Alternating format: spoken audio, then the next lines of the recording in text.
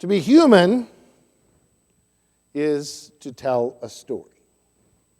Now that may sound a little strange to your ears, but if you think about it, to be human is to always be telling stories. If I meet a stranger on the street and we want to get to know each other, we may sit down and we tell stories to each other about who we are, where we came from. If I meet an old friend who I haven't seen in a long time, what do? We get a cup of coffee and we sit down and we tell each other stories about who we are.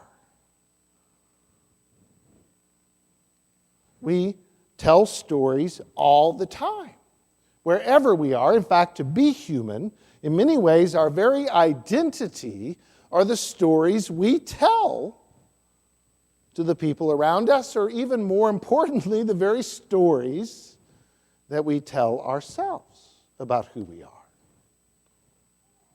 To be human is to tell a story or many stories. In fact, if you think about it, many times if we have conflicts, the simple reason is our stories don't match, if you think about it. In fact, if I have a spat with my wife, not that we have a lot of spats, but the normal amount of spats, often it's because our stories don't match of what we see around us or see what had happened. It's because our stories conflict. In fact, we could say on a political level, really political conflict is because there are two different stories that don't connect. The recent debate and struggle on immigration is because there are two different stories. One story is that illegal immigrants are harmful to society, harmful to our communities. Another story in which the story is a story of how immigrants contribute to our culture and society. Two distinct stories in conflict.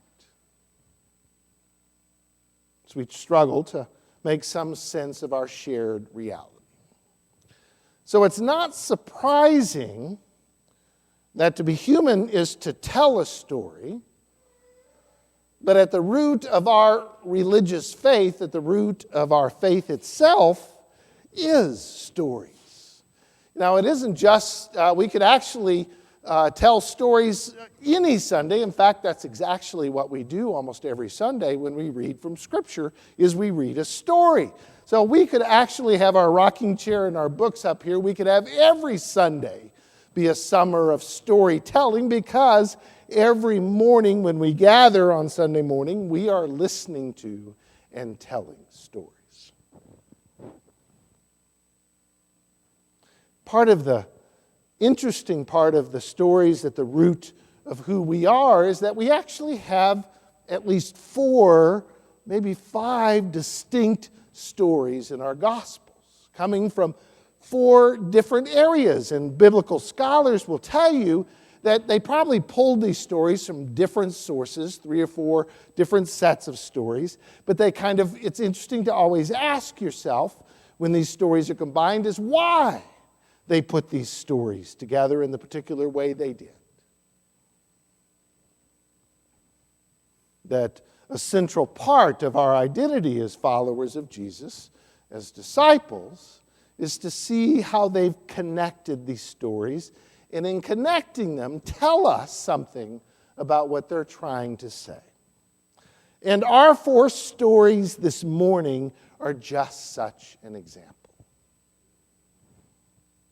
That a particular theme that Luke wants to communicate to us around the idea of what it means to follow Jesus, or how we can respond to following Jesus. It's as important to his community as it is to us today. Thousands of years ago, they were struggling with what does it mean to follow Jesus, and Luke does probably what we ought to do every Sunday, is he tells a story about Jesus that may illustrate something about that question of what it means to follow Jesus. And to be quite honest, I don't know if you had this response, but when I read these stories that Luke was telling, I was more puzzled than anything else. I mean, first of all, he uses this phrase, Jesus set his face for Jerusalem. I mean, it's not just that he was heading to Jerusalem, but Jesus has set his face.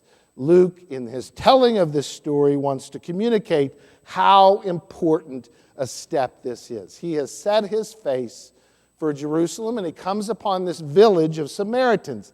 Now, it's interesting, the Samaritans reject him, and you might wonder why.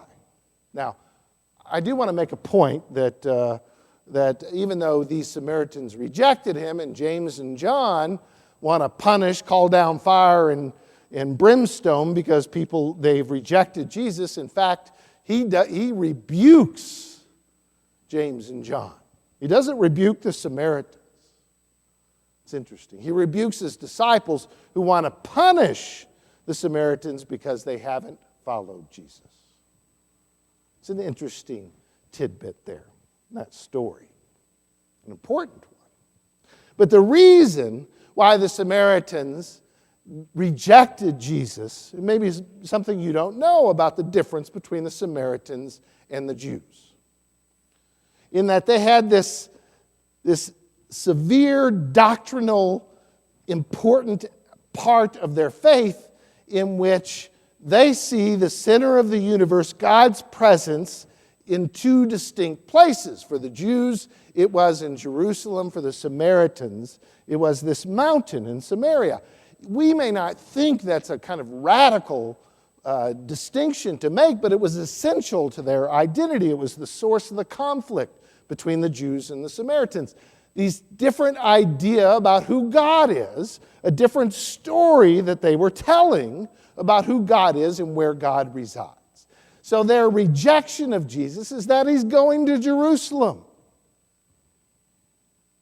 that he's set his face for there. He's not going to where they expect Jesus to go, right? Where Jesus should be going. So the first question in the story of these four stories, the first thing that kind of is lifted out is how our following of Jesus is hindered by our own religious expectations. One might say our own following of Jesus is hindered by our orthodoxy. Sometimes what gets in the way of following Jesus is that Jesus goes places we don't want Jesus to go, right? Those unexpected places. Jesus is only supposed to go to our people or our understanding of where God is. Jesus isn't supposed to go walking down a road that leads to heresy. God, how often have we used orthodoxy to prevent us from following Jesus? Because that's what these stories are about, is a question, why don't we follow Jesus? Why don't we go where he wants us? We say we want to do that, but what holds us back? And to be quite honest, sometimes our own religious faith holds us back. Because the Bible's full of God breaking out of the boxes we want to put around Jesus, right? Or around God. God's only for this group of people and not for that. God breaks that box. God is only for these people and not that. God breaks out that box. We see it in our own history as a church. We see it in the orthodoxy boxes we tried to build around whether women could be called into ministry or whether gays and lesbians could receive the incredible grace of God. We couldn't follow Jesus there because we had these set of ideas about what it should be, what was orthodox and what was not. So there's a recognition here in this story as Jesus sets his face for Jerusalem, how our own beliefs get in the way of following Jesus. And then the next one, someone comes up to Jesus and says, I will follow you. And then Jesus has this odd line, the Son of Man, how does it go? The Son of Man has no place to rest. Foxes have holes, birds of the air have nests, but the Son of Man has nowhere to lay his head. What a weird thing to say in response, right? But in many ways, what Jesus is communicating is you don't know what you're getting yourself into if you want to follow me. Watch out, because it's not to some safe, comfortable place if you follow me. Dietrich Bonhoeffer had a great line. It says, when Christ calls a man and a woman, Christ calls them to die. In Bonhoeffer's case, quite literally, to die. And part of Jesus setting his face to Jerusalem is he knows where he's going. And if you want to follow Jesus, maybe part of what hinders is we'd rather like the safe choice, the sense that we'll go someplace safe where we'll be protected. And we don't know that we necessarily want to follow Jesus all the way to Jerusalem, right?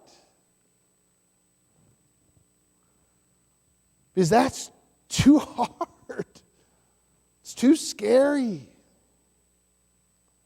And then finally, there's these two odd stories in which they come up and say, I'll follow you, but I will follow you when I bury my dad. God help me, you should be able to bury his dad. What is Jesus saying? What exactly is he saying? Is he being that cold? Nah, leave him. You don't need to let the dead bury the dead. You need to proclaim the kingdom. Now, if one takes that story literally, one might see that, but I think what Luke's trying to communicate in that story is that too often we let the death that exists in our lives, too often we let the death of the past, the dead we feel like we need to deal with before we follow Jesus. And we do that a lot if you think about it, if you reflect on it a little bit. Too often we carry the dead of the past with us, whether that's addictions or whether that's some shame and guilt. This should just be buried in the past, but yet we feel like we got to resolve that before we follow Jesus. Jesus says no.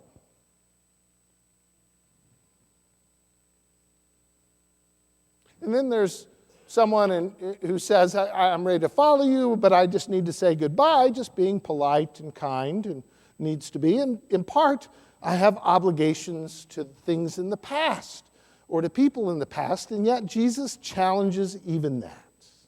That if you want to follow me, it's about stepping into a future not shaped by death and obligations or safety or orthodoxy, but a willingness to follow on a path that is about freedom. In a sense, to follow Jesus means you're set free. Not bound by expectations of the past or our own religious expectations, not bound by guilt or addictions. You are set free. It's kind of what we read the opening sentences this morning from a letter Paul wrote to the Christians in a community that was struggling with this. And he said, you have been set free. Grace has set you free. It's not about meeting certain expectations or obligations. It's not about living in the place of death. It is about being so set free that you now have a choice to follow Jesus. You don't follow Jesus and then you get set free. Paul and Jesus says this over again. You have been given grace. You have always been free, but you've been so caught up in safety and orthodoxy. You've been so caught up in expectations and obligations, you've forgotten how to really be free. You're free to choose kindness and joy, not hate and hostility. You're free to choose and follow Jesus' patience and kindness, to live in a kingdom of joy and welcome and gratitude. But you got to let go.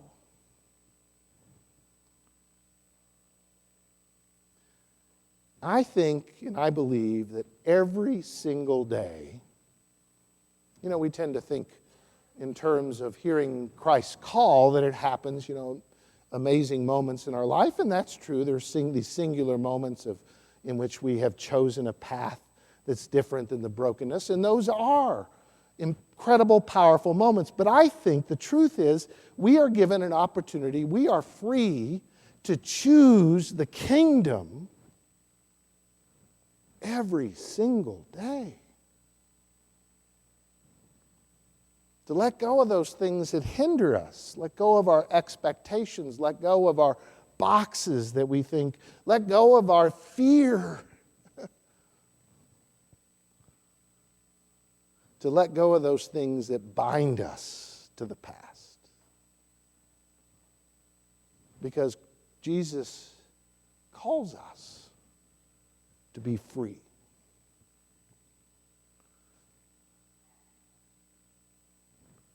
In the name of our Creator, our Christ and Spirit, amen.